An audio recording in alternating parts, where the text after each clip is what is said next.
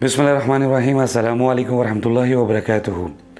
जब मैं सूरत नूर का तर्जमा पढ़ रहा था तो जब मैंने आयत 58 और 59 का तर्जमा पढ़ा तो मैं हैरान हो गया कि कुरान हमारी कितनी आला तरबियत कर रहा है।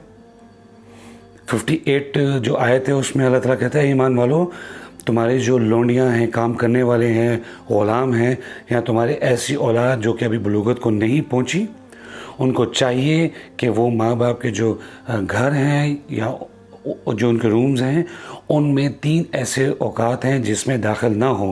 अगर दाखिल होना है तो 3 दफ़ा इजाज़त लें, अगर इजाज़त नहीं मिलती तो वापस चले जाएं, अनटिल अनलेस की कोई बहुत बड़ी इमरजेंसी ना हो।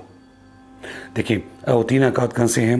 नंबर 1, आपके फजर की अजान से पहले सोने का वक्त है। दूसरा, ज़ोहर से असर के दरमियान कैलूला का वक्त है। और तीसरा, इशा के बाद। इशा के बाद सोने का वक्त होता है।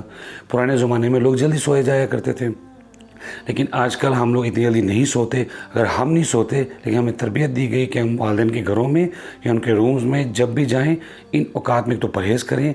अगर नहीं करते तो 3 दफ़ा इजाज़त लें। अगर अंदर से कोई जवाब आता है तो ठीक है, नहीं तो वापस हम पलट जाएं।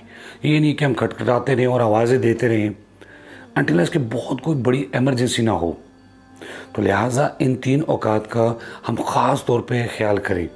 तो उम्मीद करता हूँ कि आइंदा से हम जब भी वालिदैन के रूम में या घरों में जाएंगे, हम 3 ये औकात इनमें कोशिश कर ना ही जाएँ तो अच्छा है, और अगर जाना भी है तो इजाज़त लें।